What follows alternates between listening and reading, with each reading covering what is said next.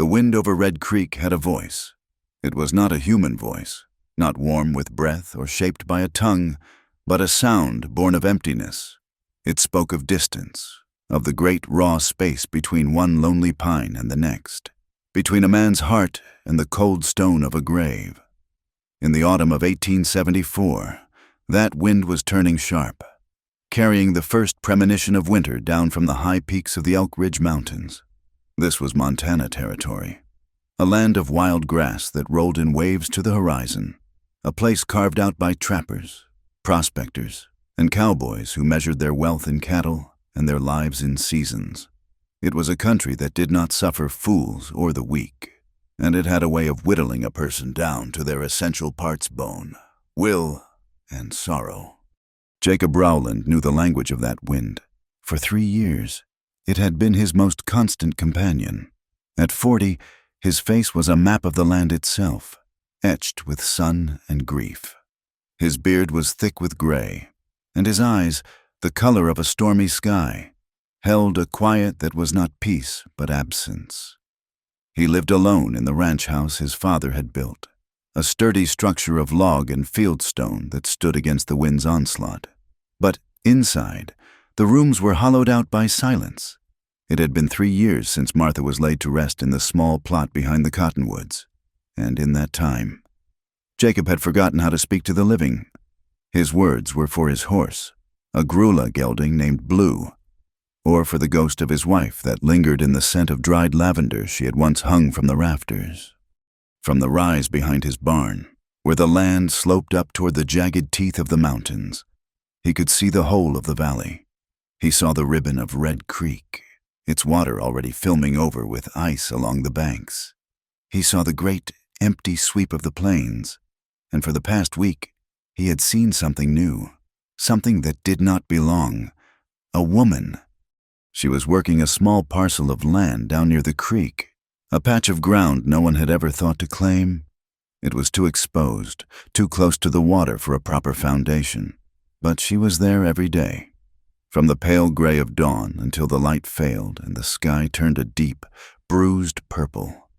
He watched her through his father's old spyglass, the brass cool against his skin. She was young, maybe 27 or so, with a strength in her movements that spoke of a life already acquainted with hardship. She was building a cabin, piece by agonizing piece, alone. He saw her fell a slender pine, the distant, muffled thud of the axe reaching him moments after the tree had fallen. He saw her hitch a rope to the log and drag it, her body straining, her feet digging into the hard, cold earth for purchase. She was a solitary figure against the vast canvas of the land, her determination a small, fierce flame in the encroaching cold. He watched as she laid the foundation logs. As she began to notch the corners, her movements slow but precise, she worked with a grim purpose that both fascinated and troubled him. Jacob was a man who understood solitude. He had courted it, embraced it as a shield against a world that had taken everything from him. But this woman's solitude was different. It was not a retreat. It was a siege. She was not hiding from the world. She was building a fortress against it, one log at a time. The sight of her stirred something in him, a disquiet he had not felt in years. It was a friction of curiosity and a deep, gut-level torment in the straight line of her back, in the stubborn set of her jaw that he could imagine even from half a mile away. He saw a phantom of his Martha, not in her face, for he could not make that out, but in the spirit of her.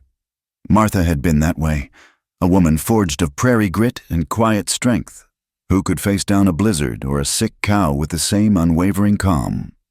The land itself seemed to hold its breath as it watched her.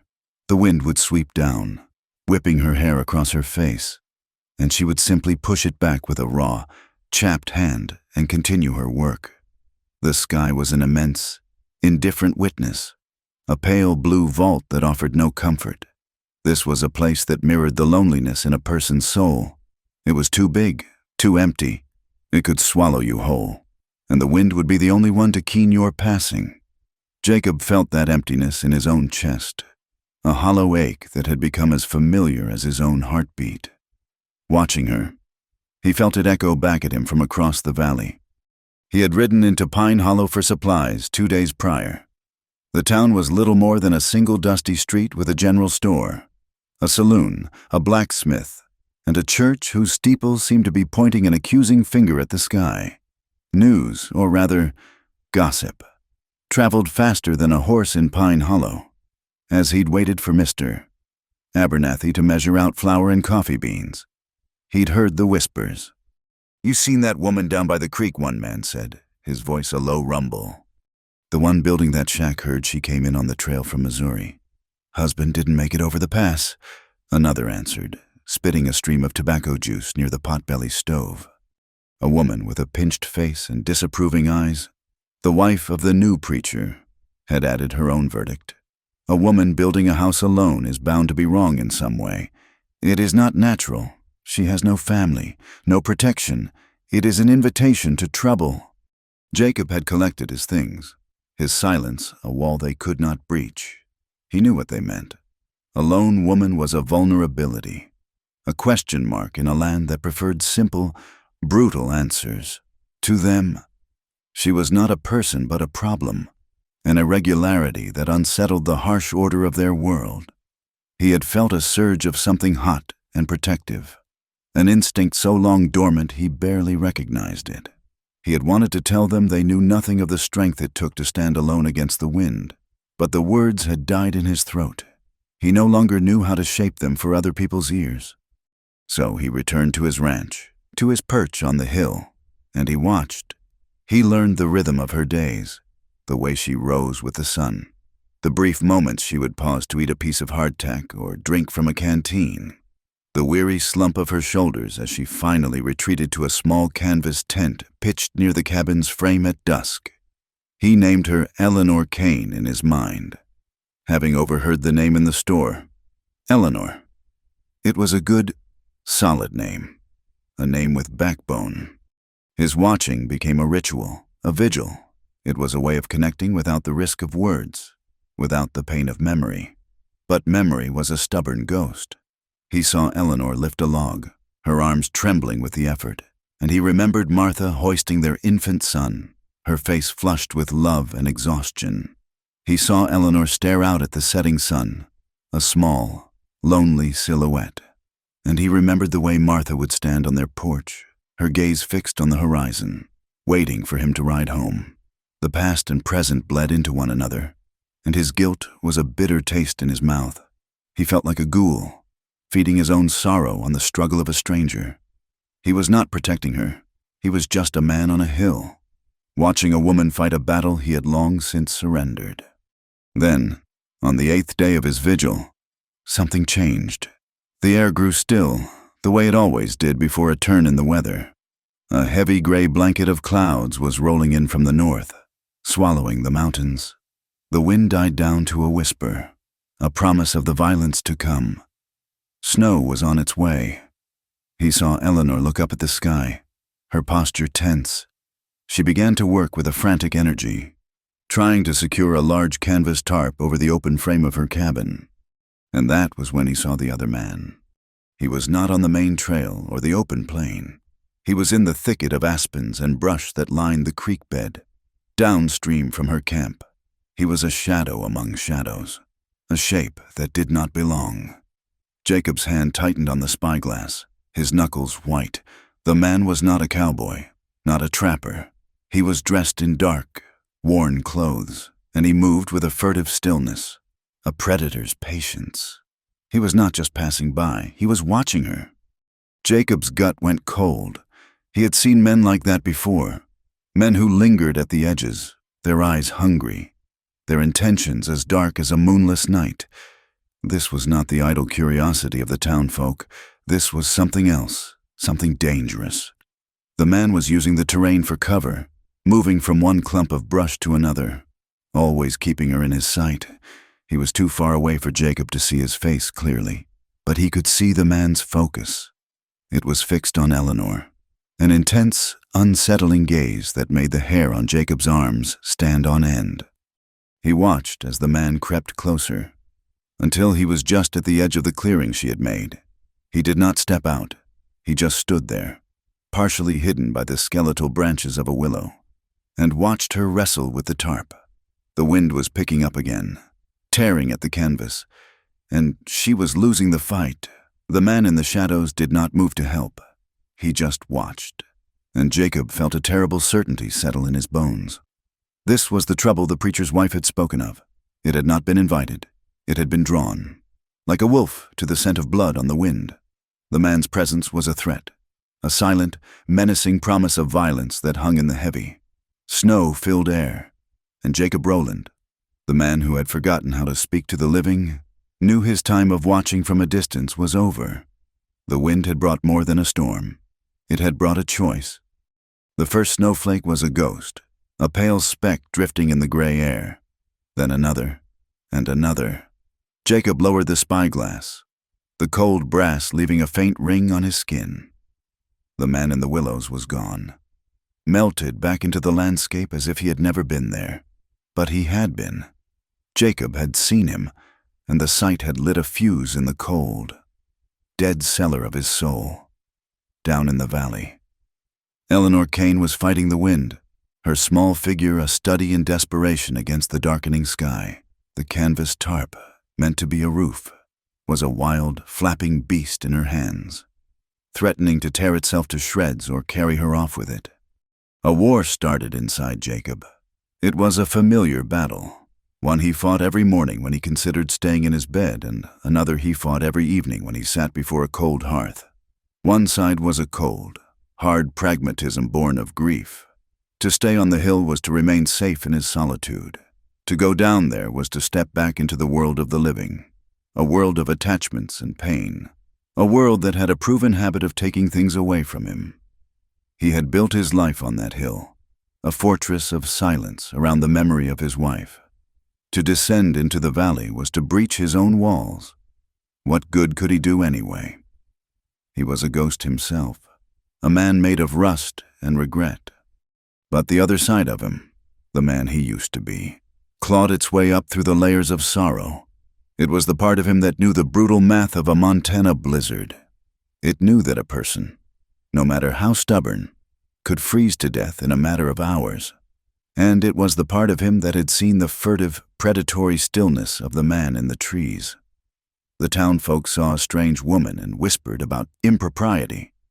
Jacob had seen a wolf sizing up a lamb, and the shepherd in him, long dormant, awoke with a snarl. Martha would not have stood by. She would have marched down there herself, a thermos of hot coffee in one hand and a hammer in the other.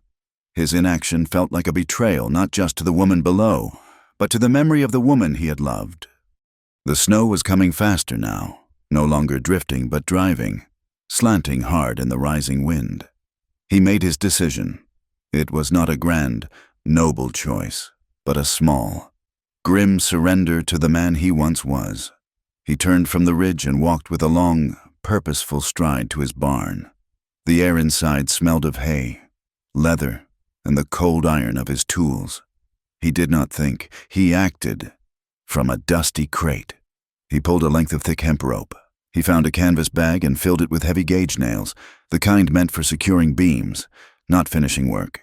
He grabbed his heaviest hammer. Then he went to a locked chest in the corner, a chest that had belonged to his father, and pulled out a heavy, oiled tarp. It was made of treated sailcloth, stiff and smelling of linseed oil, but it would turn away water and snow in a way her simple canvas never could. It was an ugly, practical thing, but it was a thing that could save a life. He saddled Blue, the gelding shifting its weight and snorting, its breath pluming in the frigid air. The horse could feel the storm's energy, the drop in pressure that agitated the blood. Jacob tied the oilskin and the bag of supplies behind his saddle, his movements efficient, his face set in a grim mask. He did not allow himself to reconsider. He simply swung himself into the saddle, turned Blue's head toward the valley, and rode out into the teeth of the growing storm. The ride down was a descent into a swirling white chaos. The world shrank to the space just ahead of his horse's ears. The wind howled, a physical force that pushed against him, trying to turn him back.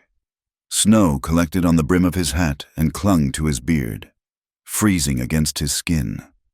He kept his eyes scanning the trees, the dips and rises of the land, searching for any sign of the watcher. There was nothing. The land was empty, wiped clean by the storm, but the feeling of the man's presence lingered, an unseen threat that made the cold seep deeper into Jacob's bones. He found her clearing by the faint, ghostly outline of the half-built cabin. It looked like the skeleton of some prehistoric beast, stark against the snow.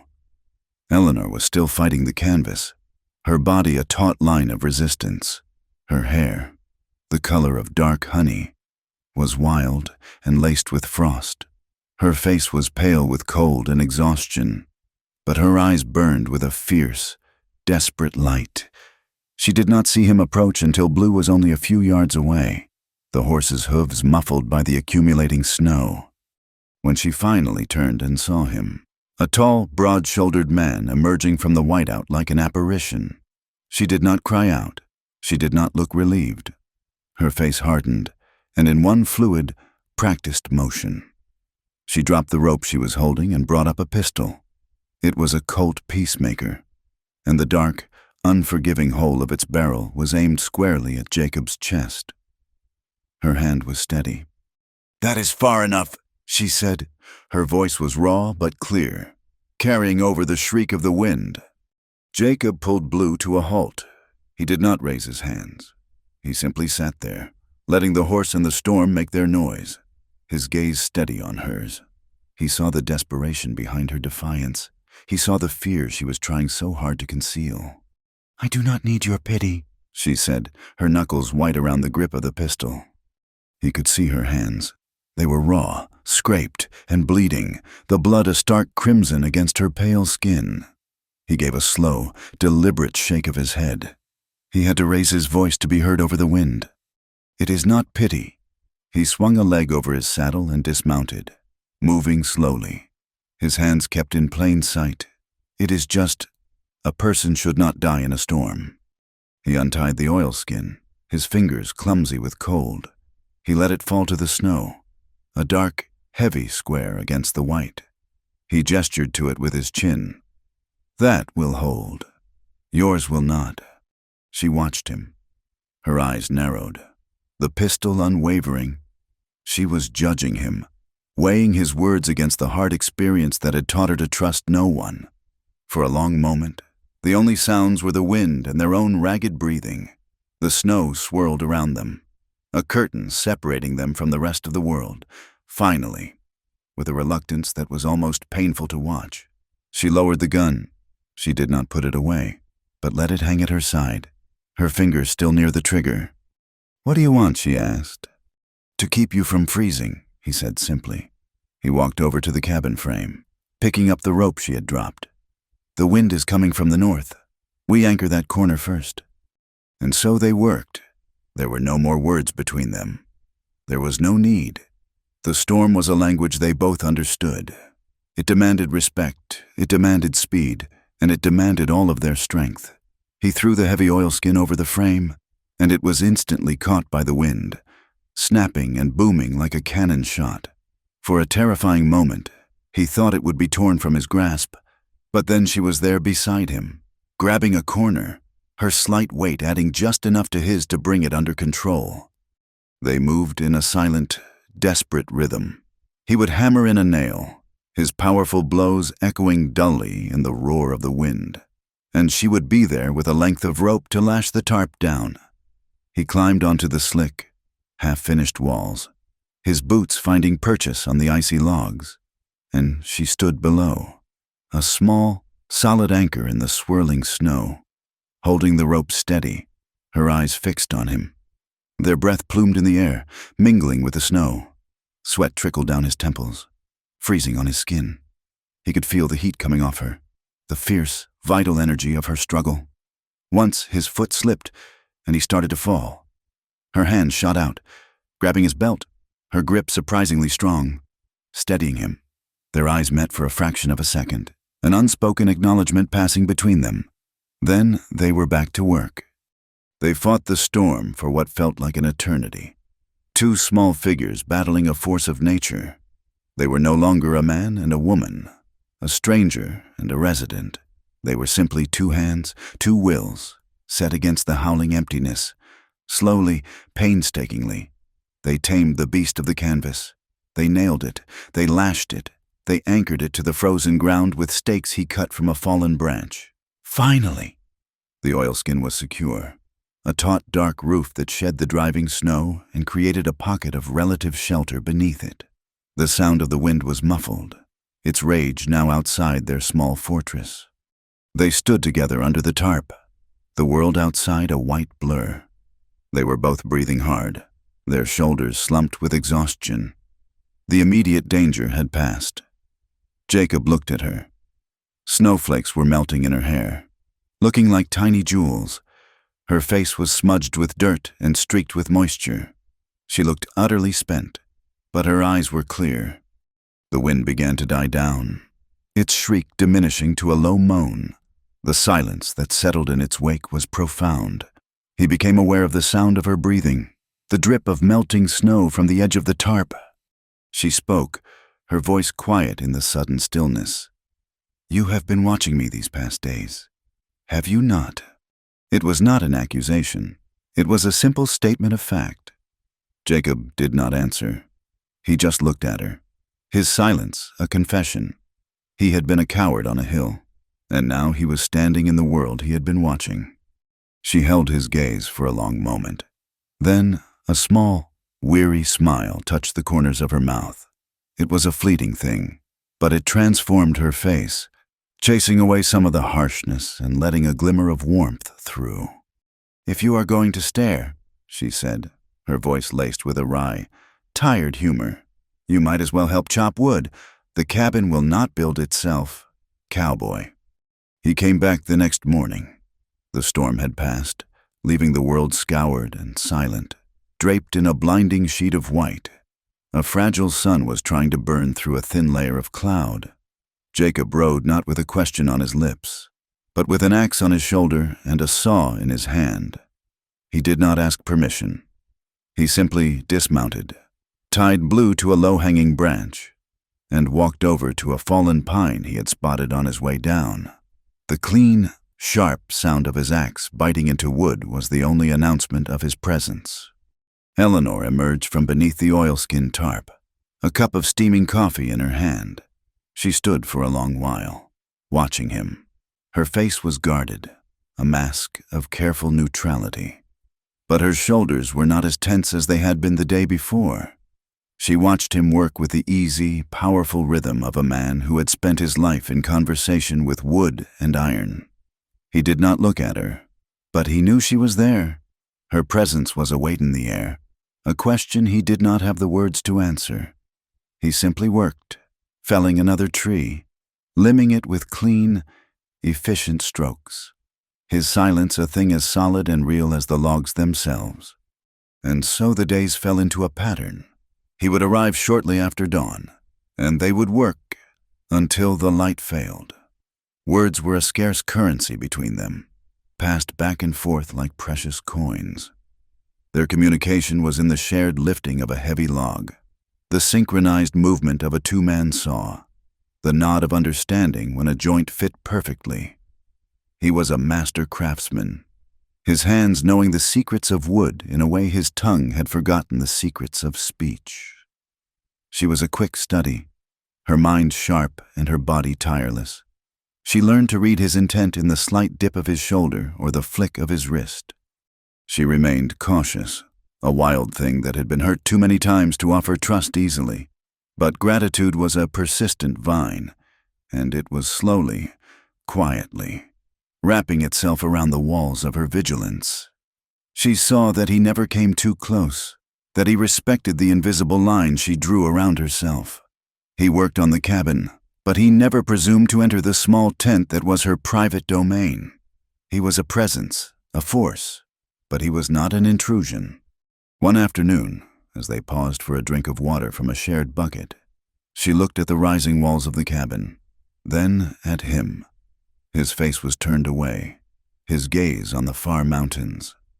"Did you ever have a family?" she asked, her voice soft. The question hung in the cold, still air. Jacob did not move for a long moment. He lowered the dipper, the water sloshing over the side. He seemed to be listening to something far away, a sound only he could hear. "I did," he finally said, his voice a low rumble, rough with disuse. He cleared his throat. "They have been resting a long while now." He offered no more, and she did not ask.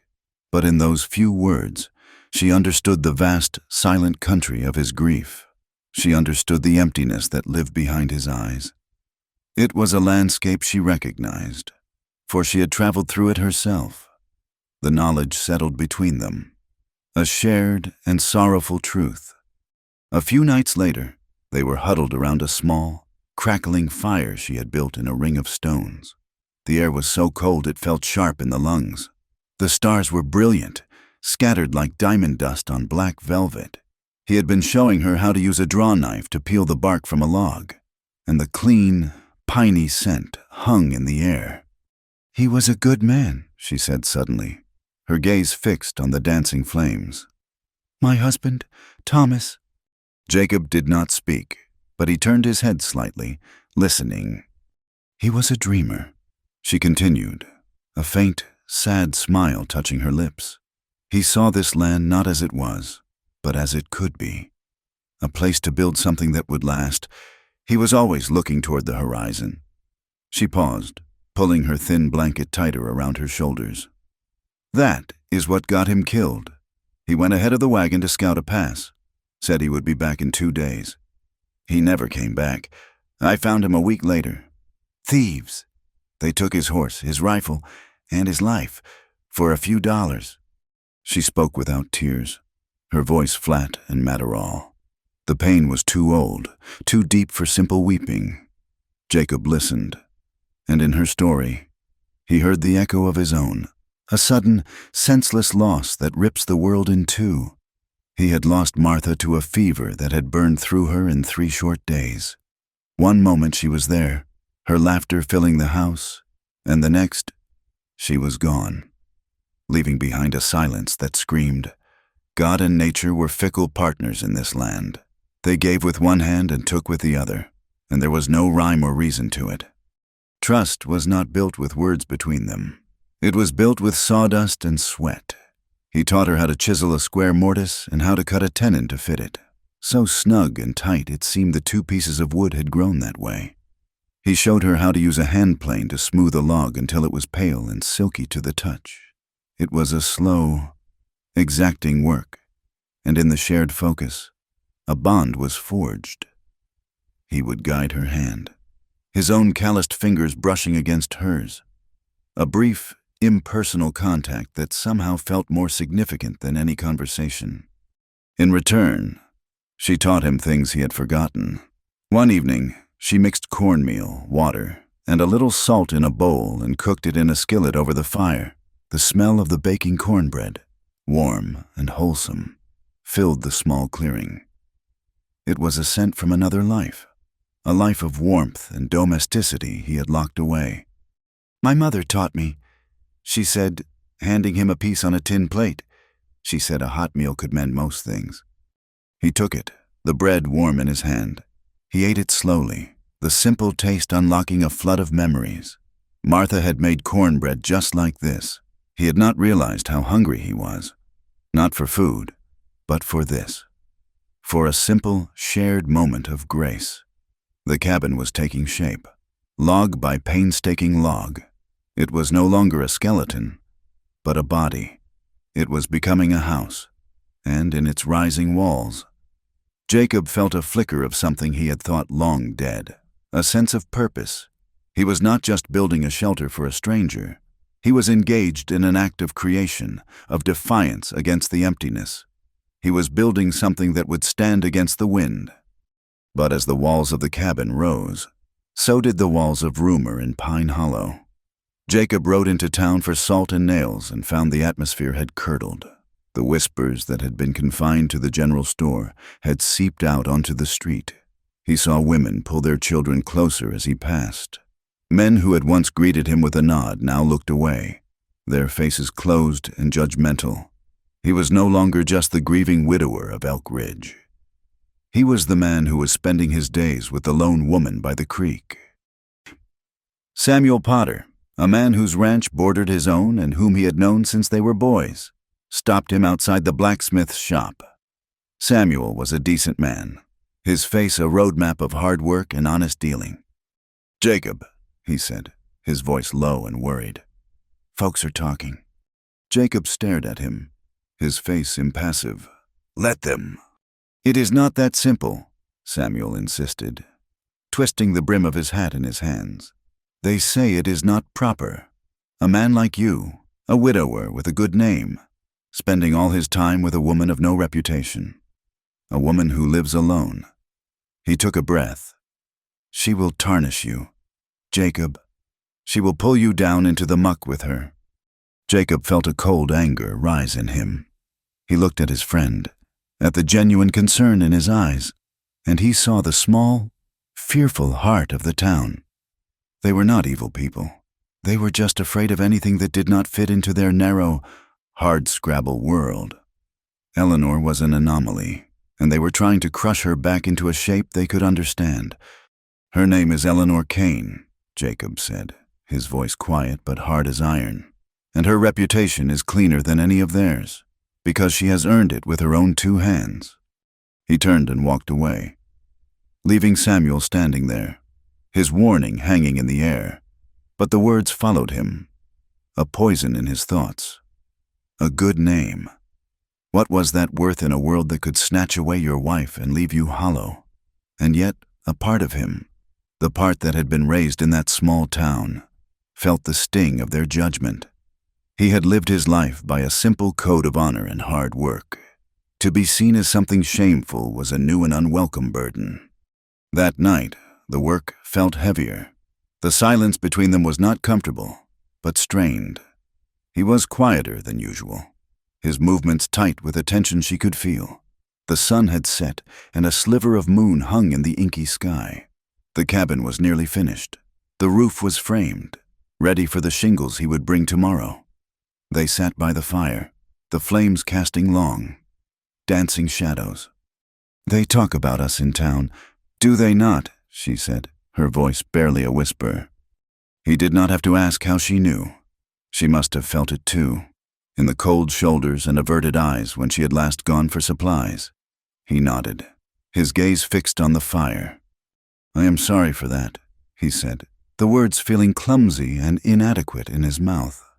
She was silent for a long time, tracing a pattern in the dirt with a small stick. "I do not need anyone to save me," she said finally, her voice so low he had to lean in to hear it. "I have been on my own for a long time. I know how to be strong." She looked up, and in the flickering firelight, he saw the deep, aching weariness in her eyes. He saw the cracks in the armor she wore so fiercely. "But sometimes," she whispered, "I wish I did not have to be strong all the time." The words were a confession, a laying down of a burden she had carried for too long. He saw her vulnerability, raw and unguarded, and it struck him with the force of a physical blow. 1,000 useless phrases went through his mind, words of comfort, of reassurance. He said none of them. They were ash in his mouth. Instead, he just looked at her. He let his gaze hold hers, and in the silence, he let her see what he could not say. He let her see that he understood. He saw her not as a problem, not as a scandal, but as a person who was tired of fighting alone. His eyes told her that she was not alone anymore, and in the quiet warmth of the fire, under the vast, indifferent stars, that silent promise was enough. The quiet understanding that had grown between them was as fragile as the first thin sheet of ice on the creek. It could hold a certain amount of weight, but it was not yet strong enough to withstand a shock. And the shock came on a cold, windless afternoon when the sun was a pale wafer in a washed-out sky. They were fitting the final rafter for the roof. Jacob high on the frame and Eleanor on the ground below, when the sound of approaching horses broke the stillness. It was not the steady, familiar gait of a lone rider. This was the lazy, confident clop of several horses, moving with an insolent slowness. Jacob straightened up, his hand shading his eyes. 3 men were riding out of the pines, fanning out as they entered the clearing. They were not cowboys. Their clothes were a mix of worn trail dust and cheap finery, their faces hard and unshaven.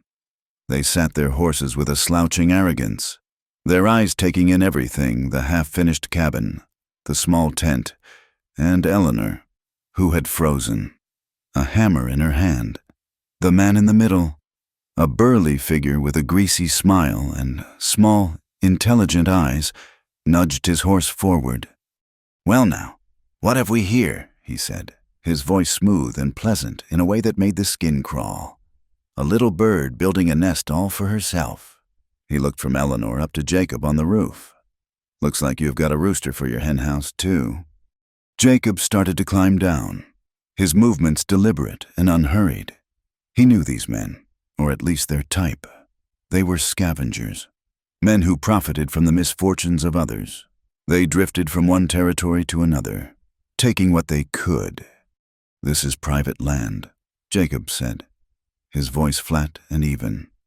He dropped the last few feet to the ground, landing with a soft thud. He stood beside Eleanor, a solid, immovable presence. The leader chuckled, a low, unpleasant sound. "Private land is just land nobody has taken yet. Friend, we are here on business. A new enterprise like this, out here all alone, needs protection from storms, wolves, unhappy travelers. We provide that protection for a small fee. Of course, a tax. You might call it." Eleanor's chin came up. "I have paid my taxes to the government. I owe you nothing." "The government is a long way off." "Little bird," the man said, his smile widening. "We are right here." He gestured to his companions, who grinned in response. "Think of it as an investment in your future peace and quiet."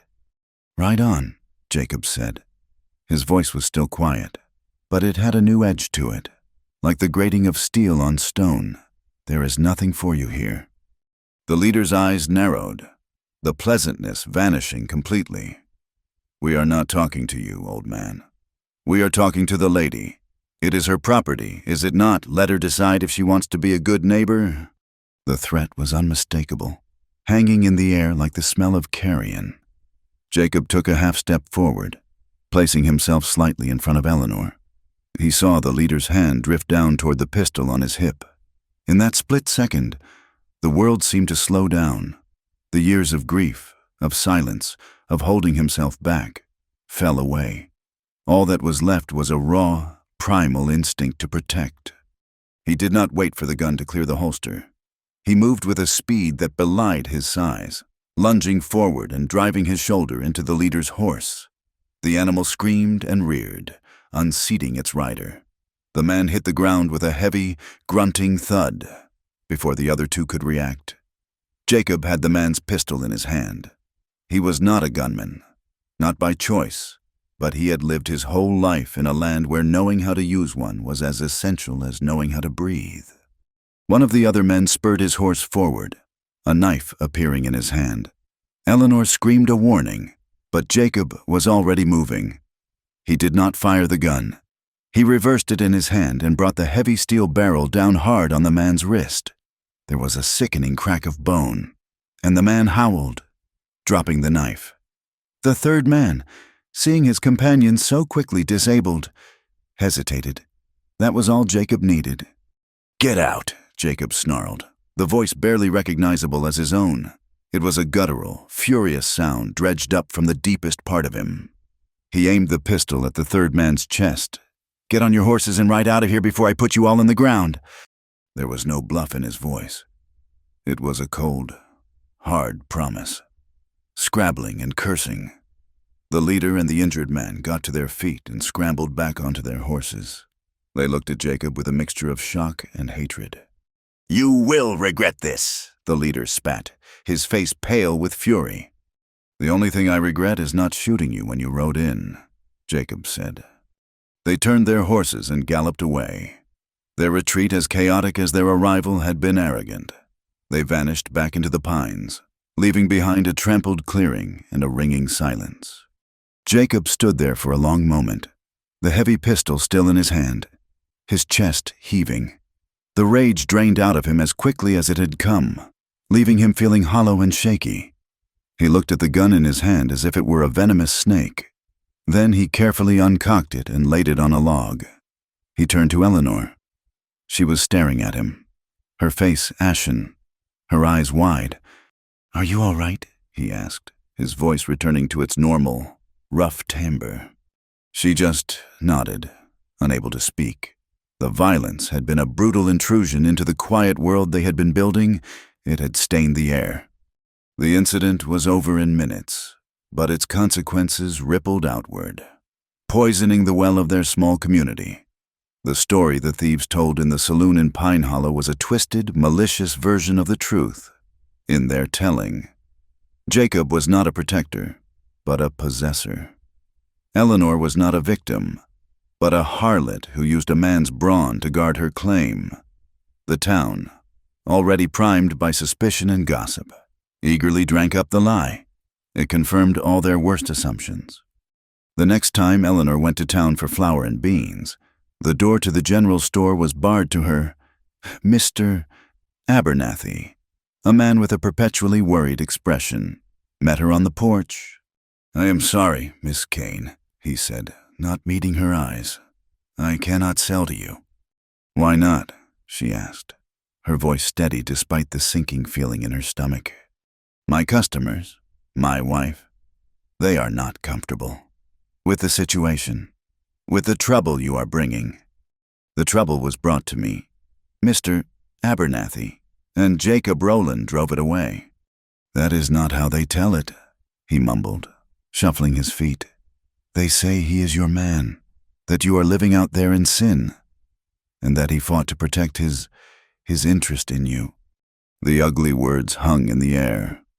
Her face burned with shame and fury. She looked past him into the store and saw the faces of the townswomen, their expressions a mixture of condemnation and smug satisfaction. She was an outsider, and they had found their reason to cast her out completely. She turned without another word and walked away, her back straight, her head held high, but inside, a cold despair was beginning to set in. When Jacob heard what had happened, a self-loathing so profound it made him physically ill washed over him. He had tried to help, but he had only made things worse. He had pulled her into the shadow of his own isolation and exposed her to the town's venom. "If I had never come down from that hill," he said to her, his voice choked with guilt, "this would not have happened." "It is not your fault," she said, but her voice lacked conviction. They were both trapped. He began to retreat.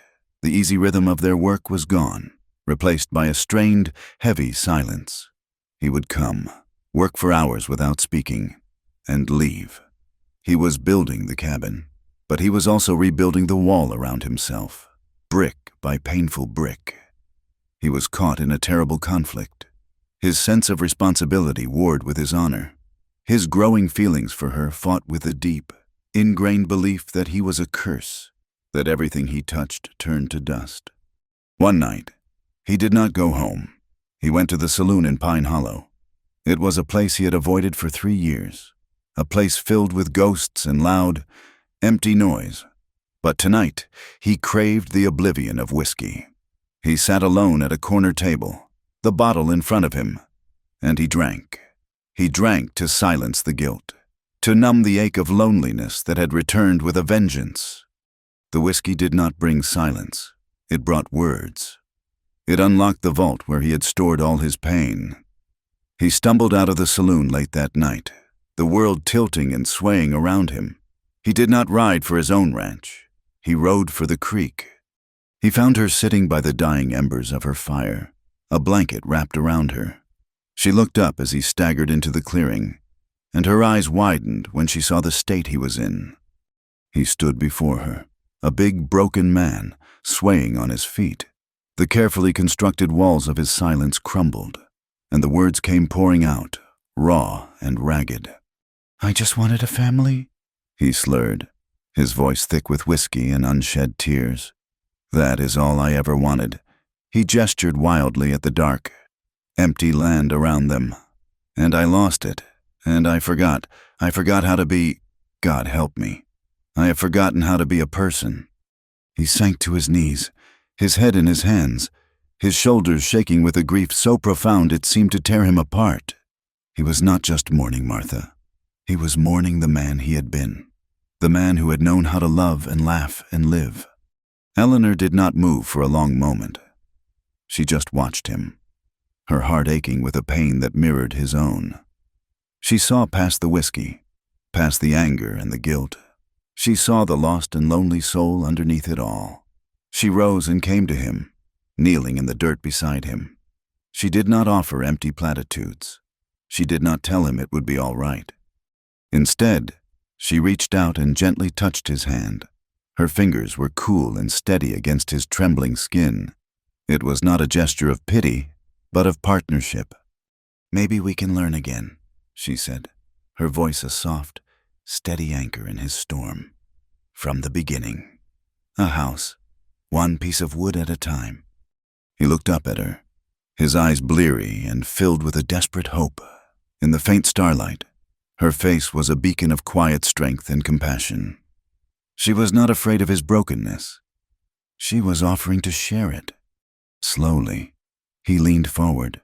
She did not pull away. She met him halfway.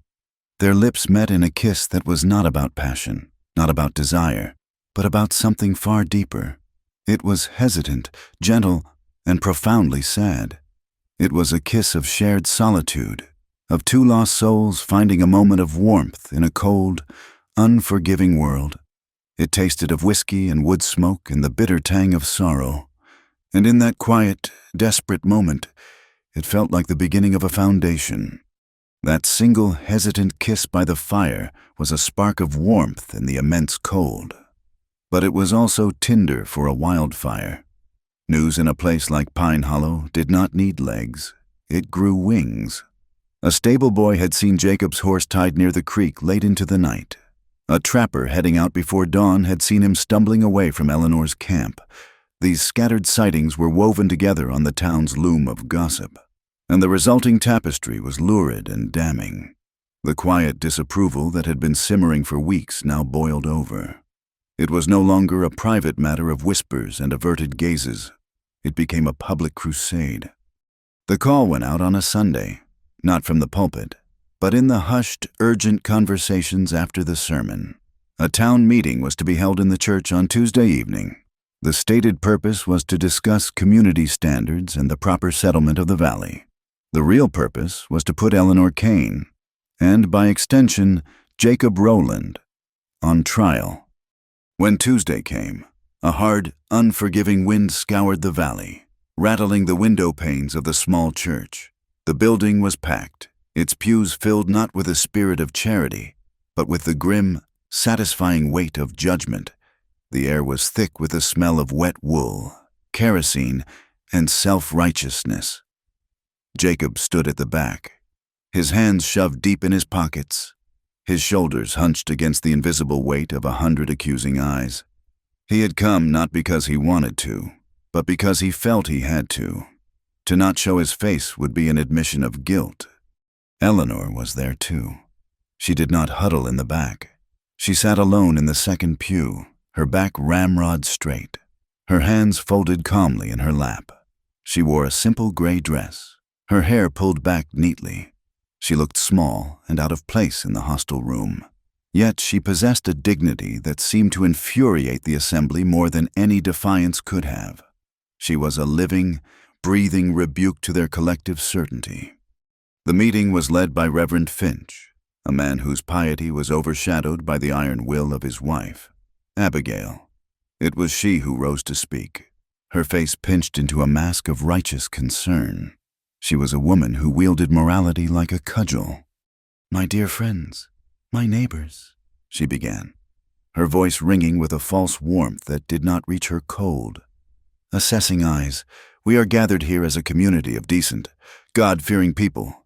We have worked hard to carve a life from this wilderness, to build a town founded on the principles of family, honor, and propriety." She paused, letting her gaze sweep across the room, landing for a moment on Eleanor, then on Jacob. But our harmony is threatened. An element has been introduced that flouts these principles. We have among us a woman who lives without the benefit of a husband or a family, who has taken up residence in a wild and unseemly fashion. A murmur of agreement went through the crowd. And now, Abigail Finch continued, her voice rising, she has entangled one of our own, a good man, a grieving man, who in his loneliness has perhaps been led astray. She looked directly at Jacob now, her expression one of pity, which was somehow more insulting than her condemnation. Jacob Rowland, a man we all respect, is now the subject of the most sordid gossip. He is seen at all hours at this woman's camp.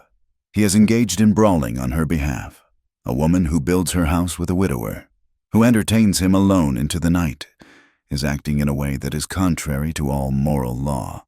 The accusation hung in the air, sharp and ugly. The room was silent. Every face turned toward Jacob. This was his moment. This was his chance to speak, to defend her, to defend himself. The silence stretched, becoming a vast, empty space. He felt the weight of their expectations, the pressure of their judgment. He opened his mouth, but the words would not come.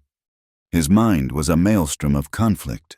He saw the faces of his neighbors, people he had known his entire life. He saw Samuel Potter, his friend, looking at him with a pained, pleading expression. He saw the memory of Martha, of the good name they had built together, and he saw Eleanor, alone in that sea of hostility. To speak for her would be to cast himself out completely, to sever the last frayed threads that connected him to this community, to his past. The ghost he had been for 3 years was terrified of being so utterly alone. And so he said nothing. He stood there, a great, silent coward, and let the moment pass.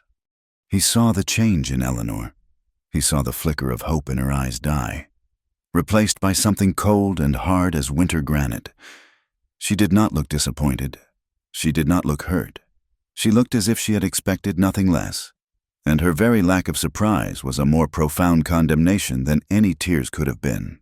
Without a sound, she stood up, she turned, and for a brief, searing moment, her cold eyes met his. Then she walked down the aisle, her footsteps the only sound in the silent church, and out the door into the wind.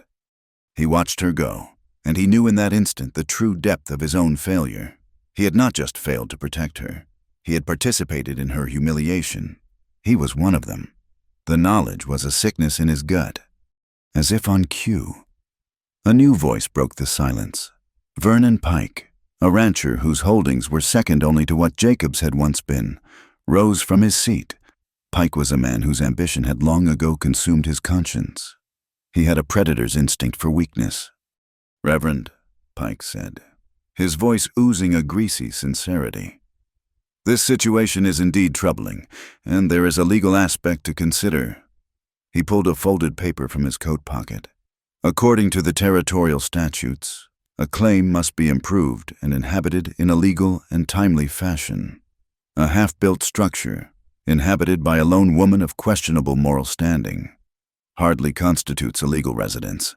I have this morning filed a formal challenge to her claim on the grounds of incompletion and vagrancy. I intend to absorb that parcel into my own grazing land, to put it to proper, productive use."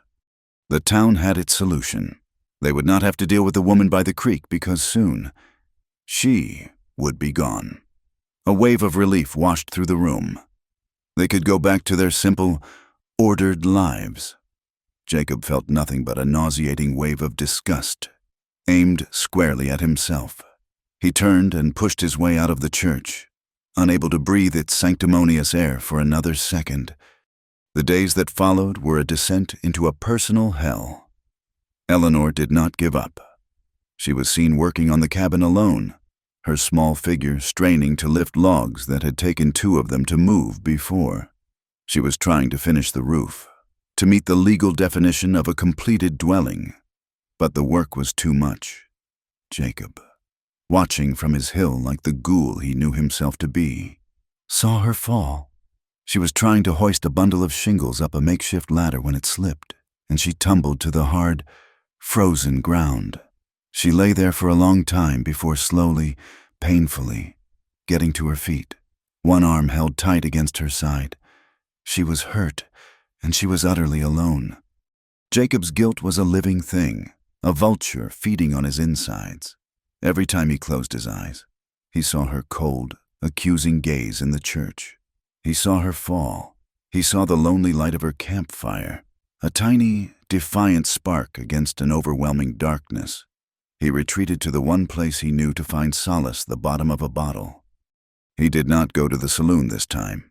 He drank at home, in the cold, silent ranch house that was his self-imposed tomb. The whiskey did not numb him. It only sharpened the edges of his self-hatred. He was haunted by his own cowardice. He had stood by while a good woman was slandered and stripped of her property, all to protect a reputation he no longer deserved. He was lost in a drunken fog when Samuel Potter found him. His old friend let himself in and stood in the doorway of the dusty kitchen, his face etched with a deep, sorrowful concern. The room was a wreck, an empty bottle on its side on the table, the air stale with liquor and despair. "Jacob," Samuel said, his voice quiet but firm, "what are you doing to yourself?" Jacob looked up, his eyes unfocused. "Leave me be, Sam." "I will not," Samuel said, stepping into the room. He looked around at the dusty, neglected house, at the shell of a man his friend had become. "I stood by in that church, and I said nothing, and I will carry that shame with me. But you had a chance to do right, and you let it pass, and now you are doing this." "I failed her," Jacob whispered, the words raw and painful. "I failed." Samuel walked over and put a hand on his friend's shoulder. His grip was strong, the hand of a man who knew the weight of things. He looked Jacob squarely in the eye, his gaze unflinching. "You buried your wife 3 years ago. Jacob," he said, his voice rough with an emotion that was part anger, part pity. "I was there. I helped you dig the grave. But what you are doing now you are burying yourself." Samuel's words were a rock sinking through the murky water of Jacob's drunkenness. "Now you are burying yourself." The phrase followed him into a fitful, whiskey-soaked sleep and was there to greet him when he woke, his head pounding, his mouth tasting of ash and regret. He stumbled out of his house into the harsh, clean light of morning. The world was sharp and brittle with cold. The wind had a new voice, no longer just a mournful whisper, but a clean, cutting sound that sliced away all pretense. It was a wind that demanded clarity. He did not saddle Blue. He walked. He walked past his empty barn, past the paddock with its sagging fence, and up the gentle slope behind his house to the small, lonely plot of land where 2 cottonwood trees stood sentinel. The ground was covered in a fresh layer of snow, a smooth, unblemished blanket that softened the hard edges of the world. Beneath it was a simple wooden cross, weathered to a silver gray. Martha. He stood before the grave, the wind tearing at his coat, whipping his hair across his face. For 3 years, this place had been a sanctuary of sorrow, a place where he could speak to her in the silent language of memory. But today, it felt different. It felt like an indictment. The whiskey had burned away the fog of his grief, leaving only the stark, ugly truth of his own cowardice. "I am sorry, Martha," he whispered, the words snatched away by the wind. "I am so sorry." He sank to his knees in the snow, the cold seeping through his trousers. A welcome, punishing sensation. "I let you down. I let our name down. I let a good person be torn apart. And I stood there. I just stood there." He stayed like that for a long time, the silence of the grave answering the silence in his heart. He thought of Eleanor, of her fierce, desperate independence, of the weary vulnerability he had seen in her eyes by the fire. He had offered her a moment of warmth, only to lead the wolves to her door. He had kissed her, a clumsy, desperate act of a drowning man reaching for a lifeline. And then he had let the current pull him under, leaving her to face the storm alone. Samuel's words echoed in his mind. "You are burying yourself." He looked at the snow-covered mound. He had treated this grave not as a memory of a life lived, but as an open tomb waiting for him to join her. He had been a faithful keeper of his own misery. He lifted his head, the wind stinging his eyes, making them water. "Is this what you wanted for me?" he asked the silent air, his voice cracking. "To just stop. To let the silence and the dust have the house, to turn my back when someone needs a hand." He pressed his cold hands against the rough wood of the cross.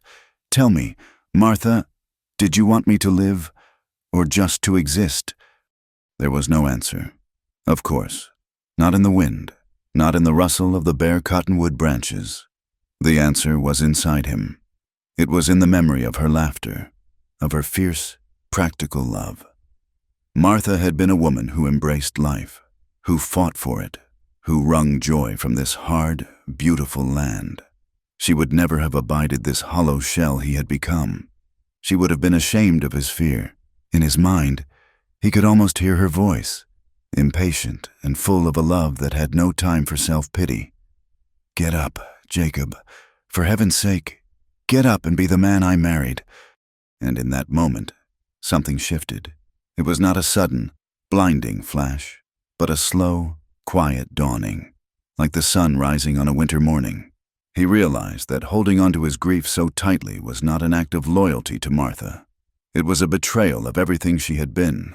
To love again, to fight for someone again, was not to erase her. It was to honor her memory by living the way she would have wanted him to live.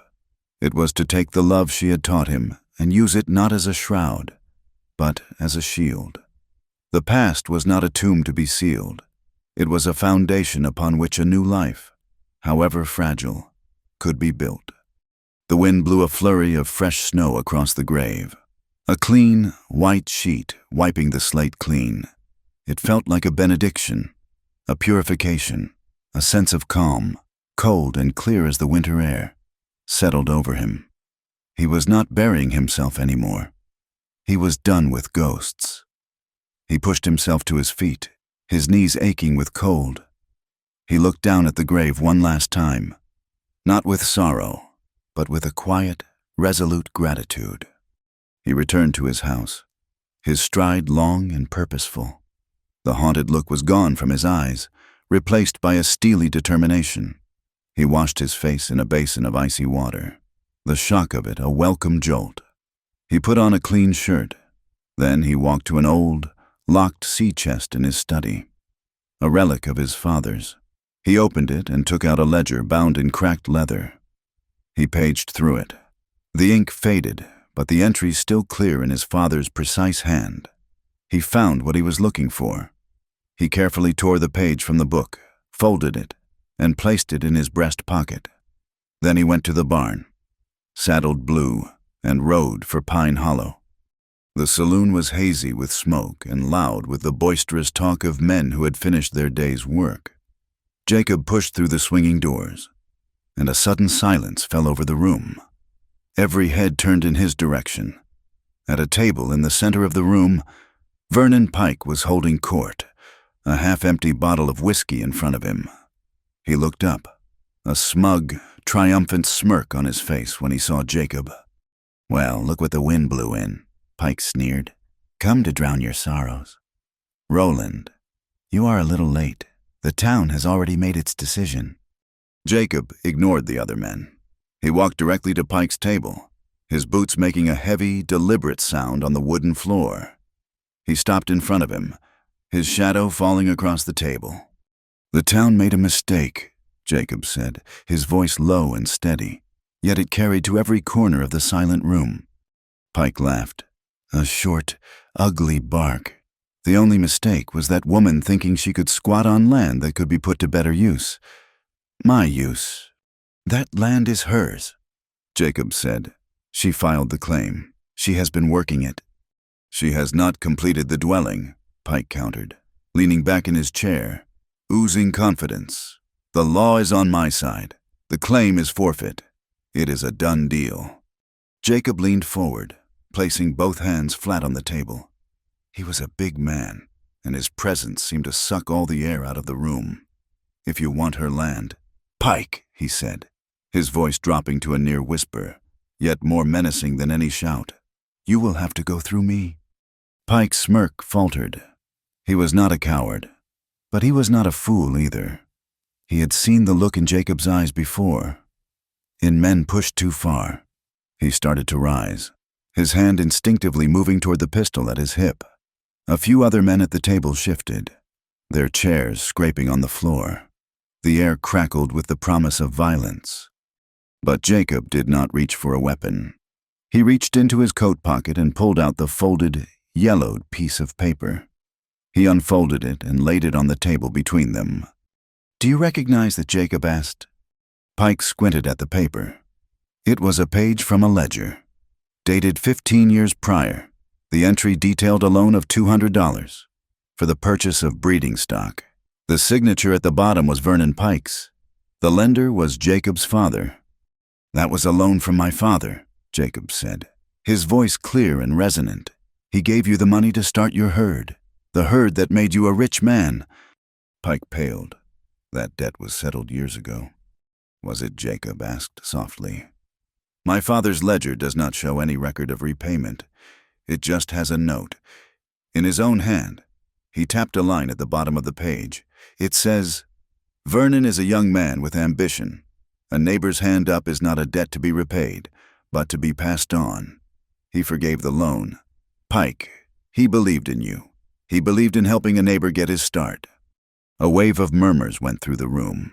Many of the older men remembered Jacob's father, a hard but fair man who had helped more than one of them through a tough winter.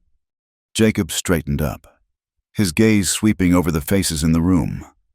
"My father believed in building a community. He believed a man's honor was worth more than his acreage. You want to talk about the law? Vernon, let's talk about the law of decency, the law of gratitude. You are trying to steal the home of a woman whose only crime is that she has no one to stand for her. You would take the roof from over her head to add a few more acres to a ranch that was started with a kindness you have clearly forgotten." Pike was on his feet now, his face a mottled purple. He was cornered, his greed and hypocrisy laid bare for all to see. He had been beaten not with a fist, but with a memory. Jacob looked away from him, at the rest of the men, at his neighbors. His voice was no longer angry, but filled with a quiet, unshakable conviction. "You all passed judgment on her. On me. You were wrong." He paused, letting the words sink in. "I stand with Eleanor Kane. Her fight is my fight, and if any man in this room has a problem with that, he has a problem with me." He turned and walked toward the door. The room remained silent, the men looking at each other, at the humiliated Vernon Pike, and at the ledger page still lying on the table, a testament to a forgotten kindness. Just as Jacob reached the door, he heard a chair scrape. It was Samuel Potter.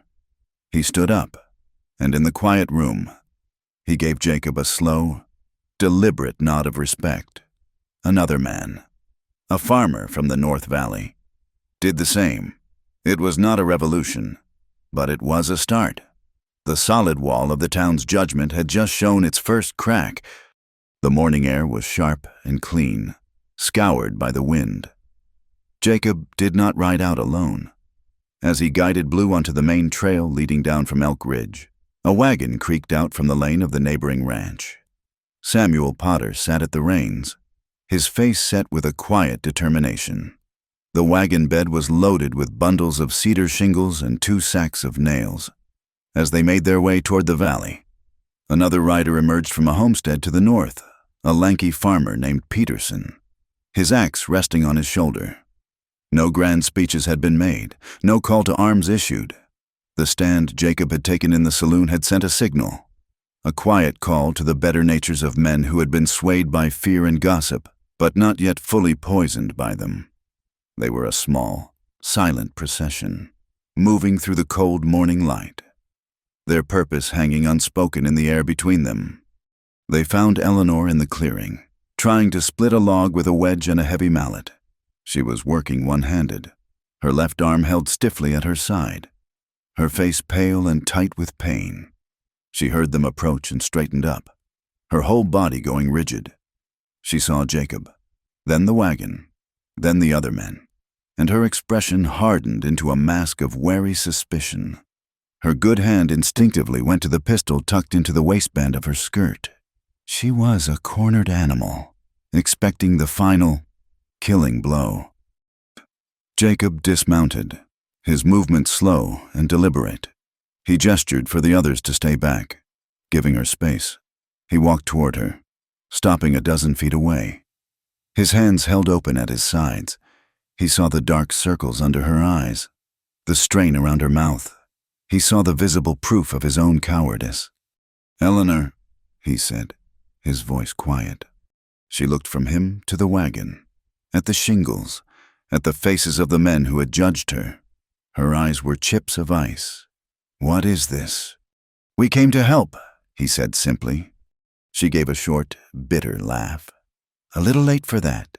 Is it not? The town has already passed its sentence. I'm sure Vernon Pike will appreciate you finishing the house for him." He took another step closer, his heart aching at the raw pain in her voice. He deserved every bit of it. "Pike is not getting this land. This is your home. We came to make sure you can keep it."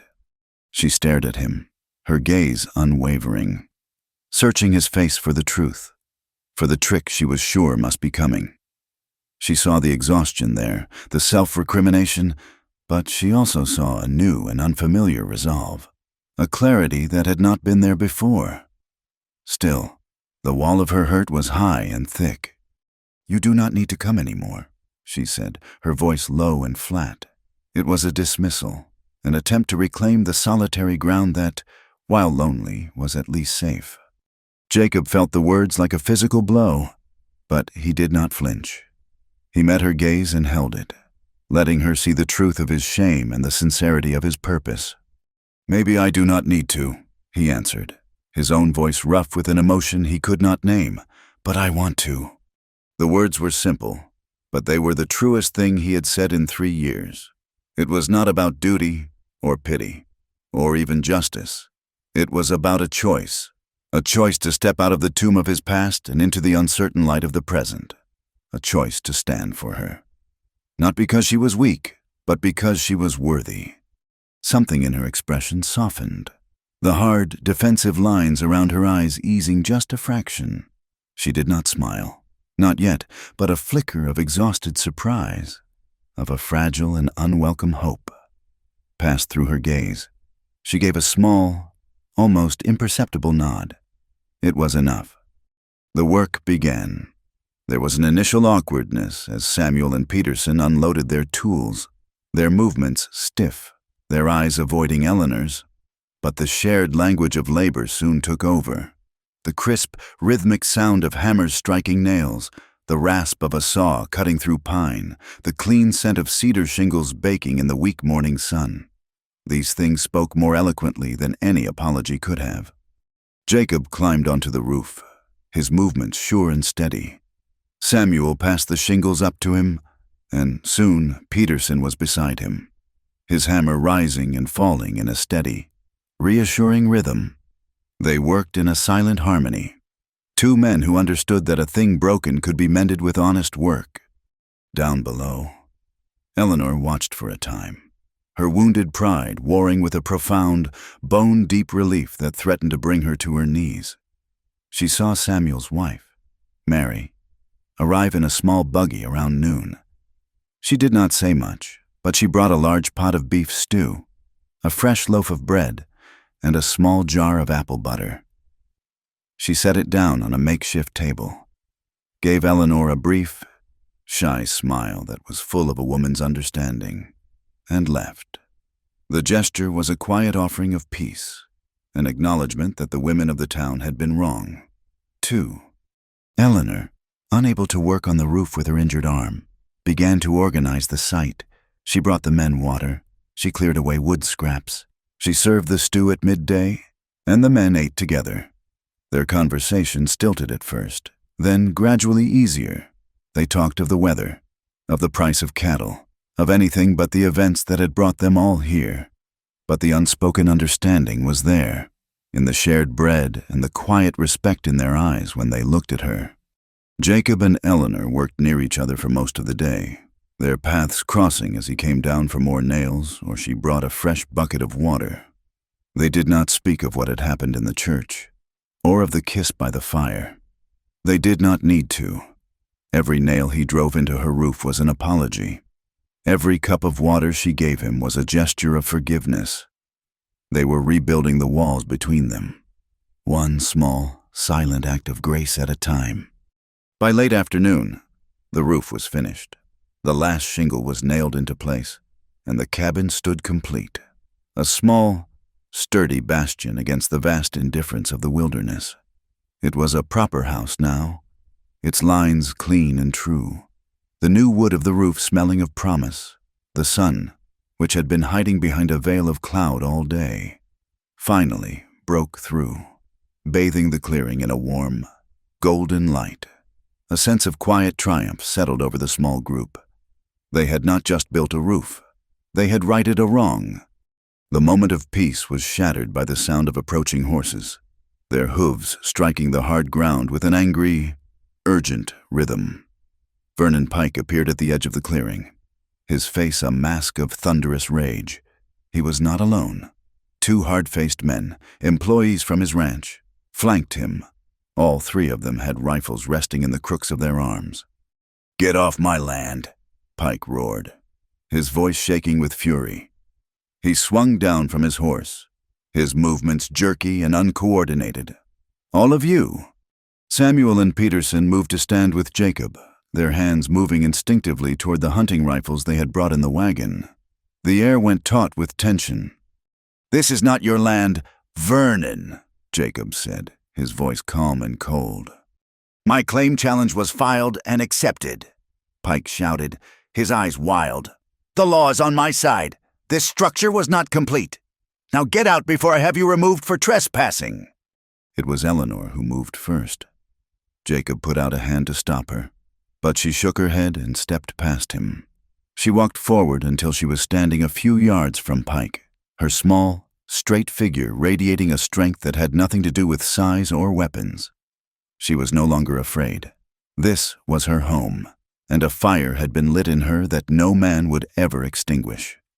"This is my home," she said, her voice not loud, but clear and ringing with an absolute conviction that cut through Pike's blustering. She held up a piece of paper. "My claim was legally filed and witnessed, and this morning, Sheriff Miller reviewed it. He found your challenge to be without merit, filed in bad faith." Pike's face went from red to a sickly, mottled white. The sheriff. As if summoned, another rider appeared on the trail. Sheriff Miller was a broad, weary man with a drooping mustache and eyes that had seen every kind of human folly. He rode his horse into the clearing at a slow, deliberate walk, his presence immediately shifting the balance of power. "Pike," the sheriff said, his voice heavy with disapproval. "I was hoping I would not have to come out here.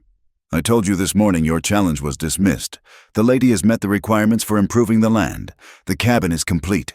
The claim is sound." He looked from Pike's rifle to the faces of his hired men. "I see you brought your friends. Are you planning on disputing my ruling with lead?" Vernon Pike stood there, utterly defeated. He had lost in the saloon, and now he had lost here, in front of the very men whose respect he had tried to command. He was stripped of his legal standing, his moral authority, and his dignity. He looked at Eleanor's unyielding face, at Jacob's cold, hard stare, at the weary disgust in the sheriff's eyes. There was nothing left to do but retreat. Without another word, he turned, hauled himself onto his horse, and spurred the animal into a gallop, his 2 men scrambling to follow. They disappeared into the trees, leaving behind only the fading sound of their flight. The tension broke. The sheriff tipped his hat to Eleanor. "Ma'am, looks like you have got some good neighbors after all." He nodded at Jacob and the others, then turned his horse and rode away. The sun was setting, painting the snow-covered landscape in shades of orange and pink. Samuel and Peterson began quietly packing their tools. The work was done, as they prepared to leave. Samuel clapped Jacob on the shoulder. "Your father would have been proud." "Jacob," he said, his voice rough. Soon they were gone, and the clearing was quiet once more. Jacob and Eleanor stood in the long shadows of the evening, the finished cabin between them. The air was still and cold, but for the first time, it did not feel lonely. It felt peaceful. The following night, the world was silent and silver under a full moon. Snow lay thick on the ground, a pristine blanket that muffled all sound in the vast, quiet darkness of the Red Creek Valley. A single point of light glowed with a warm, steady confidence. It was the light from a window in Eleanor's new cabin. Inside, a fire crackled in the small stone hearth Jacob had helped her finish that afternoon, its flames casting a dancing, golden light on the newly chinked log walls. The air smelled of wood smoke, pine, and the rich aroma of roasting rabbit. They sat on opposite sides of a small, rough-hewn table he had made for her from leftover planks. They ate in a comfortable silence, the only sounds the crackle of the fire and the scrape of their forks on the tin plates. The cabin was small, just a single room, but it was warm and solid. It was a fortress against the cold, a testament to the stubborn resilience of the human spirit.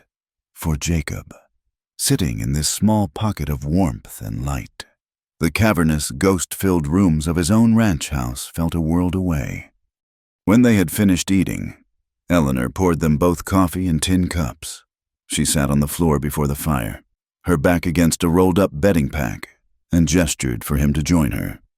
He sat a few feet away, the warmth of the hearth a welcome comfort, the silence between them no longer a void but a shared space of rest. He looked around the small room, at the way the firelight caught the grain of the wood, at the neat stack of her few belongings in a corner.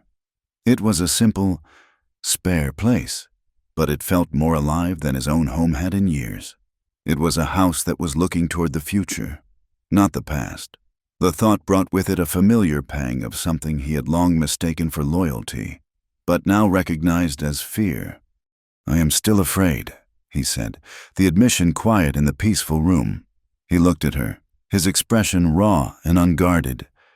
"I am afraid of this, of happiness. It feels like a betrayal, and it feels like something that can be taken away at any moment." Eleanor listened, her gaze soft and steady in the firelight. She did not offer easy reassurances. She understood that his fear was a real and powerful thing, a ghost that could not be banished with simple words. She smiled, a small, gentle curve of her lips. "We do not have to build a whole life in one day. Jacob," she said, her voice as soft as the flicker of the flames. "We just have to place one piece of wood at a time." Her words were an echo of their shared work, a simple, profound truth that resonated deep within him. He had been so overwhelmed by the thought of rebuilding an entire life that he had forgotten how anything of value is truly made step by step, piece by piece with patience and care. You do not build a home in a day. You lay one log, then another. She reached out and laid her hand on his. Her touch was light, her skin warm from the fire. It was not a demanding or a passionate gesture. It was a simple, quiet statement of connection, of partnership.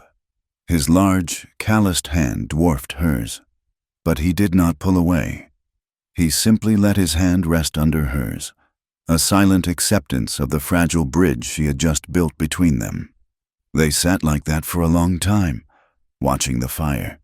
The shared touch a quiet conversation that said more than words ever could. It spoke of forgiveness, of understanding, of a shared and difficult hope. The firelight played across their faces, softening the harsh lines carved by grief and hardship. It was a light of renewal, of a love not born of youthful passion, but forged in the crucible of loss and tempered by the realities of a hard land.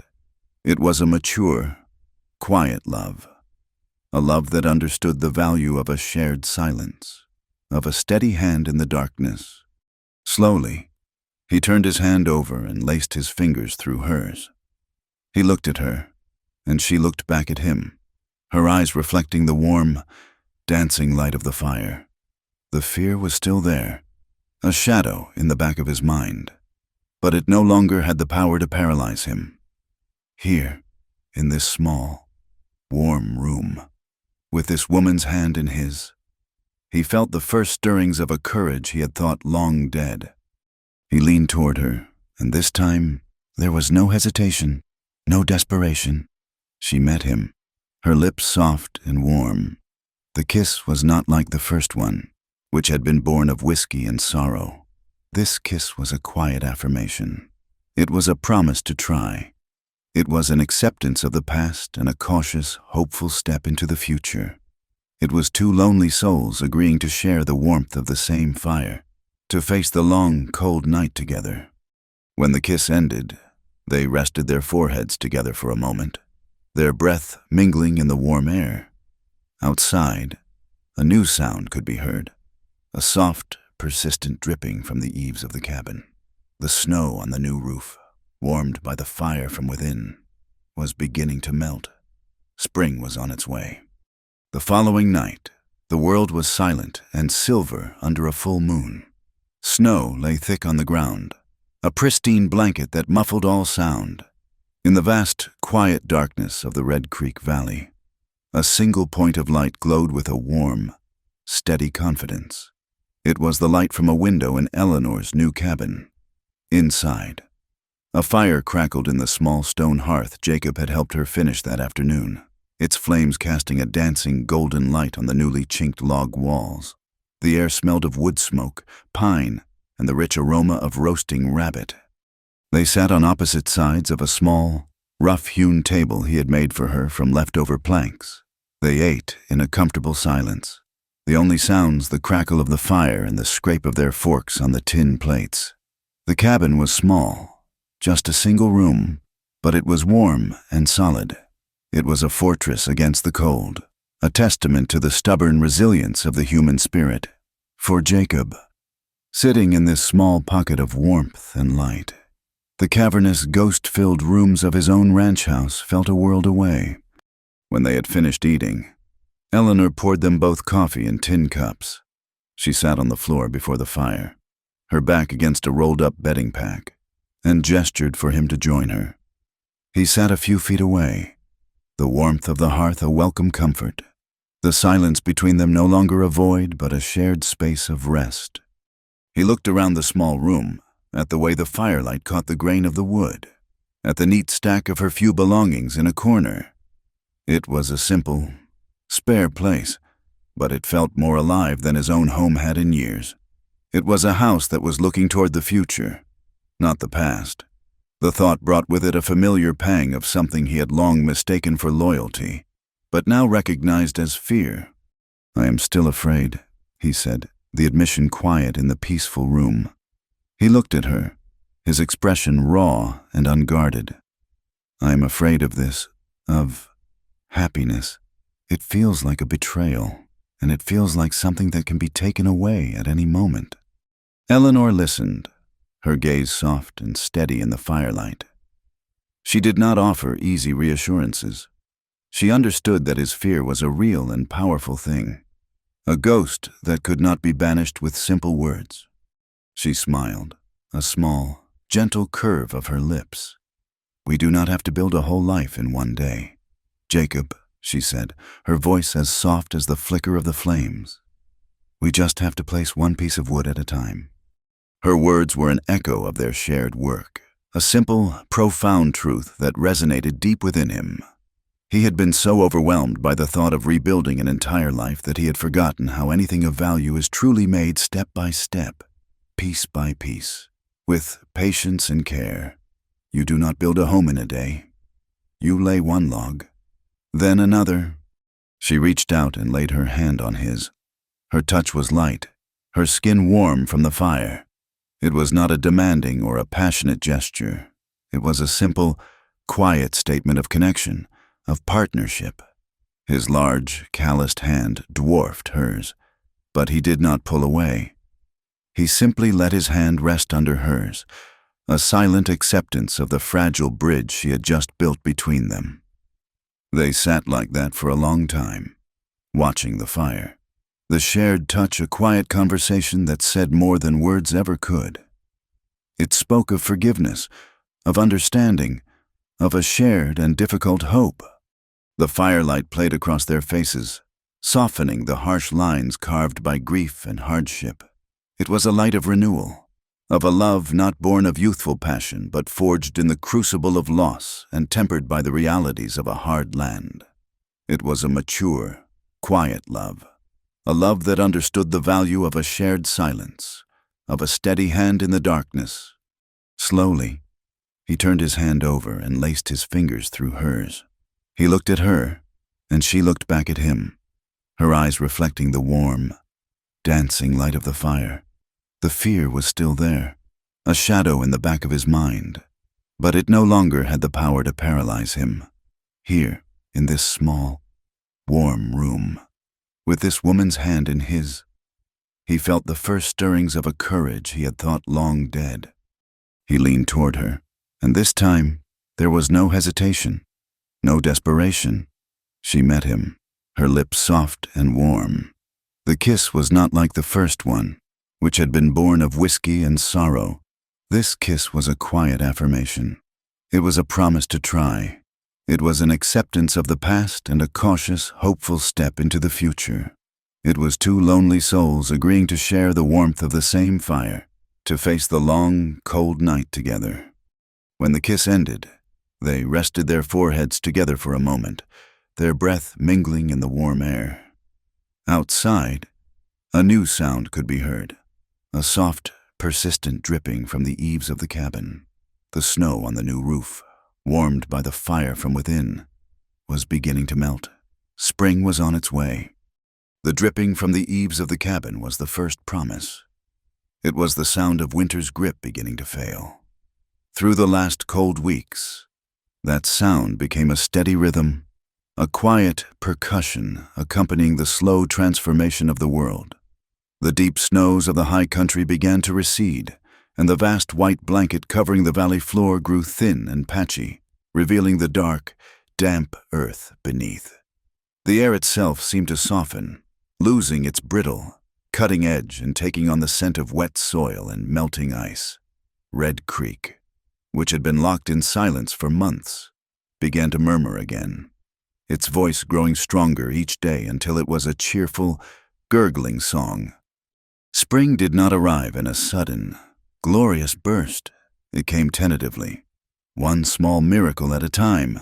First came the green, a faint, almost imperceptible haze on the south-facing slopes, which slowly deepened into a rich, vibrant carpet of new grass. Then came the wildflowers. Tiny purple crocuses pushed their heads through the last patches of snow, followed by the sunny faces of buttercups and the delicate, star-like blossoms of spring beauties. The cottonwood trees by the creek sprouted fuzzy catkins, and the air filled with the buzzing of the first intrepid bees. The world was being reborn, and the small cabin at the center of the valley seemed to be breathing in time with the changing season. One morning, Jacob rode down from his ranch on Elk Ridge. He was not leading a single horse. He had a lead rope in his hand, and at the other end of it were two young calves, their coats a downy brown, their legs still a bit wobbly. They bawled occasionally, a plaintive sound that was full of the newness of life. Slung across the back of his saddle were sacks filled with seed potatoes, corn, and beans. He did not come as a visitor. He came as a partner. Eleanor was standing in the open doorway of her cabin, a tin cup of coffee in her hand. She had been watching the sunrise paint the eastern sky in shades of rose and gold. She had her own morning ritual now, a quiet moment of gratitude for the solid walls around her and the sturdy roof over her head. She saw him coming, a slow, deliberate figure against the vast backdrop of the awakening land, and a slow, genuine smile spread across her face. It was a smile that no longer had to fight its way through layers of pain and suspicion. It was a smile that came easily, naturally. He rode into the clearing and stopped before her, the calves bumping against each other behind him. He did not say a word. He simply held out the lead rope. Their eyes met, and in that shared gaze was a universe of understanding. She was not just accepting two animals. He was not just giving a gift. He was offering a future, a life that grew, that required tending, that promised sustenance. She took the rope from his hand, her fingers brushing against his. The simple contact a confirmation of the unspoken contract between them. The healing of the community began much like the spring, not all at once, but in small, tentative gestures. The first to come was Mary Potter, Samuel's wife. She arrived one afternoon in her buggy, her 2 young children beside her. She brought a jar of freshly churned butter and a dozen eggs. She was shy and awkward at first, her conversation full of starts and stops, but Eleanor met her with a quiet grace that put her at ease. While the 2 women talked on the small porch, the children, a boy of 6 and a girl of 4, chased each other in circles around the cabin. Their high-pitched laughter, a sound the clearing had never heard before. The little girl, with a crown of dandelion flowers in her hair, ran up to Eleanor and tugged on her skirt. "Miss Ellie," she said, her voice bright and clear, "can I have a drink of water?" The name, so simple, so affectionate, hung in the air. Eleanor looked at the child, then at Mary, who was blushing with a mixture of pride and embarrassment. A warmth spread through Eleanor's chest that had nothing to do with the spring sun. She was no longer the woman from the creek. She was Miss Ellie. She had a name that belonged to this place. Others followed. Peterson, the farmer, brought by a sack of seed wheat, claiming he had ordered too much. Old Mr. Abernathy from the general store made a special trip out in his wagon, bringing a bolt of calico cloth and a bag of penny candy. He mumbled an apology about his wife's nerves and the pressures of business, and Eleanor accepted it with a simple, forgiving nod that seemed to lift a great weight from the old man's shoulders. The people of Pine Hollow, having been shown their own capacity for cruelty, were now discovering their capacity for kindness.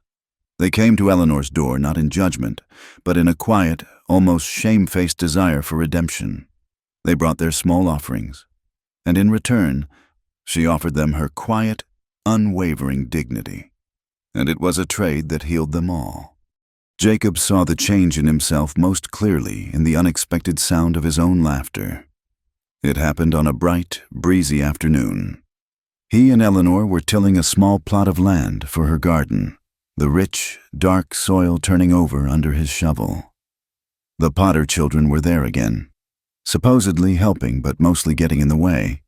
One of the new calves, emboldened by a world without snow, kicked up its heels and made a clumsy, bucking run across the clearing, tripping over its own feet and landing in a comical heap in a patch of soft mud.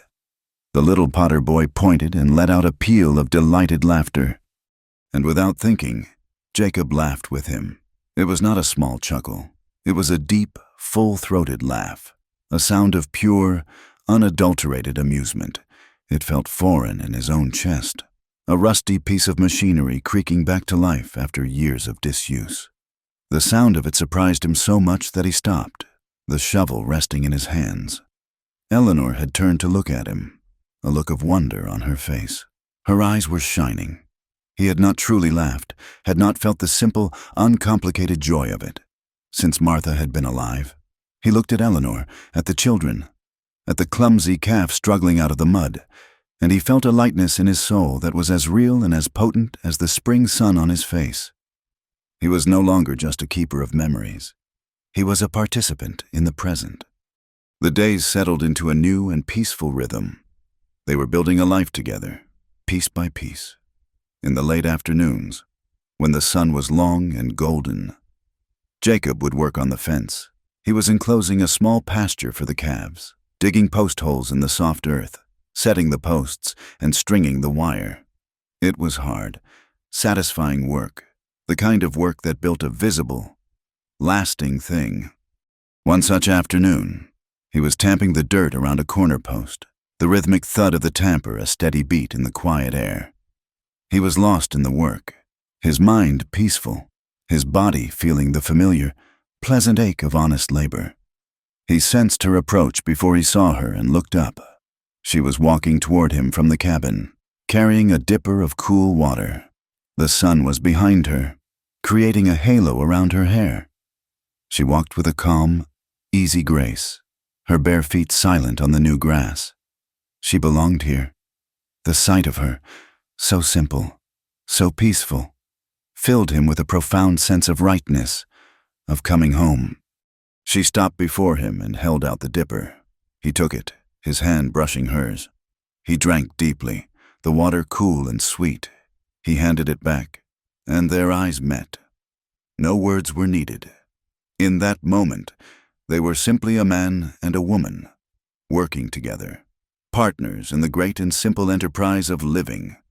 He watched her walk back to the cabin, her silhouette outlined against the warm light pouring from the open door. He turned back to his work, his heart full. He looked at the sturdy cabin, at the newly turned earth of the garden, at the fence line stretching out before him, a clear and definite boundary against the wildness. He thought of the journey that had brought him to this place, from the lonely hill of his grief to this sunlit pasture of quiet hope. She was crafting her cabin piece by piece, he thought, the words forming in his mind with the clarity of a revelation. He looked down at his own hands, calloused and capable, resting on the top of the fence post. And I guess I was doing the same with my heart. The seasons turned, each one leaving its mark on the small cabin by Red Creek. The raw, pale color of the new pine logs weathered to a soft, silvery gray, making the house look as if it had grown from the earth itself. The path from the door to the creek became a well-worn track, and the garden plot, once a square of dark, overturned soil, now yielded rows of corn, beans, and potatoes. The two calves grew into sturdy young steers, their brown coats thick and shaggy against the lingering chill of the high country nights. The fence Jacob had built stood straight and true, a clear, defining line between the small, ordered world of the homestead and the vast, untamed wilderness that surrounded it. Time did not just change the land. It changed the people. The town of Pine Hollow, which had once turned its back on Eleanor, now turned toward her with a quiet, deferential respect. The story of her stand against Vernon Pike and of Jacob's defense of her had become a piece of local lore, a cautionary tale about the dangers of hasty judgment. Vernon Pike himself had sold off a portion of his land and kept to himself, the memory of his public humiliation a permanent shadow on his pride. In his place, a new spirit began to take root in the town, a spirit of mutual reliance that had been overshadowed by fear and suspicion. People began to see the valley not just as a collection of individual claims to be defended, but as a community to be nurtured.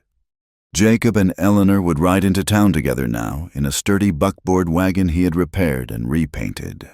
They would sit side by side on the hard wooden seat, their presence a simple, undeniable fact. The awkwardness that had once greeted them was gone, replaced by genuine warmth. Abigail Finch, the preacher's wife, would offer a stiff but sincere greeting, her moral certainty having been tempered by a dose of humility. Mr. Abernathy would save the best cuts of bacon for them, and the Potter children would run to greet them, their hands outstretched for the peppermint sticks Eleanor always brought. She was no longer a scandal. She was a fixture, a part of the town's fabric, as solid and dependable as the mountains themselves. There was an old blacksmith in town, a man named Moses Blackwood, whose face was a roadmap of long years and whose hands were gnarled and powerful from a lifetime of shaping hot iron. He would often sit on a bench outside his smithy in the late afternoon, his pipe sending plumes of fragrant smoke into the air, and watch the life of the town flow past him. He had seen Jacob Rowland grow from a boy into a man, had seen him consumed by grief, and had seen him slowly and painstakingly come back to life. One afternoon, as he watched Jacob and Eleanor's wagon head out of town, a young ranch hand, new to the valley, asked him about them. The old man took a long pull from his pipe, his eyes crinkling at the corners as he looked at the distant cabin, a tiny speck in the vast green valley. "That house," Moses said, his voice a low, gravelly rumble, like stones rolling in a riverbed. "That house is not just made of wood and nails. Anyone can build a shelter. That house there, it was built from other things. It was built from mistakes, the kind that eat a man alive if he lets them. It was built with a woman's courage, the kind that is quiet but harder than any steel I have ever hammered. And it was put together with trust, the kind that has to be earned one sunrise at a time. The old man fell silent for a moment, his gaze lost in the past. He had seen it all, the loneliness, the judgment, the violence, and the slow, quiet rebuilding. He understood the intricate tapestry of their story, how the threads of love and justice and simple survival had been woven together to create something strong and lasting. It was the oldest story in this land, the story of how people, faced with the overwhelming emptiness of the frontier, either turned on each other or learned to build something together. The sun was setting, a great fiery ball sinking behind the jagged peaks of the Elk Ridge Mountains. The sky was awash in colors, from the deepest orange to the softest violet. Jacob and Eleanor stood on the small porch of the cabin, their shoulders barely touching, watching the day come to a close. A gentle breeze drifted up from the creek, carrying the scent of damp earth, of pine, and of the wood smoke curling from their own chimney. The crickets had begun their evening song, a steady, peaceful chorus. Jacob had sold his father's ranch house.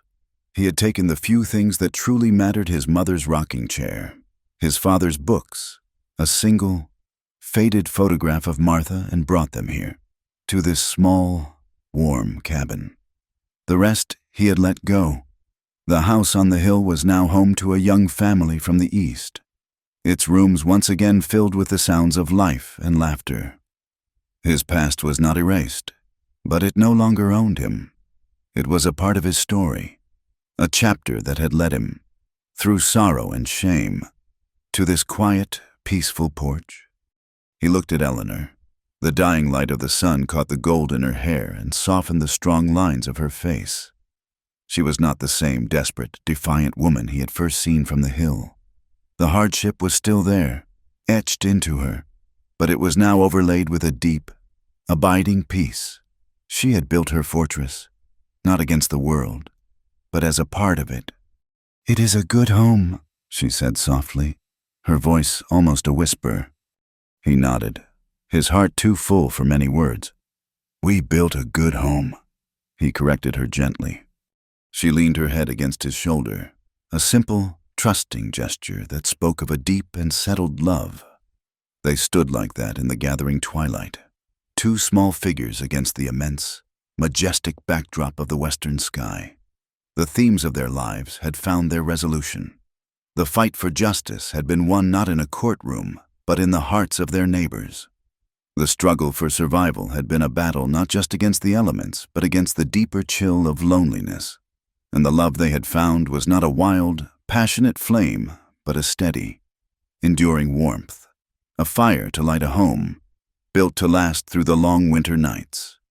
The wind, which had once been a voice of solitude and sorrow, now carried the sounds and scents of a life being lived. It brought the smell of wood smoke from their chimney, the scent of the new grass in the pasture, the faint, distant lowing of their cattle. It was no longer the sound of emptiness. It was the sound of breath, of life. The final lesson of the frontier was not about conquest or about rugged individualism. It was about the simple, profound truth that human beings were not meant to be solitary creatures, adrift in the vastness. They were meant to come together, to take the raw materials of their flawed and broken lives, and with courage and forgiveness, to build something that would endure. Out here, the wind takes everything, except what is truly built to last. Thank you for listening. We would love for you to comment where you are tuning in from so we can all connect. And please consider subscribing to our channel Wild West Night, liking the video, and pressing the hype button to help this story reach more people.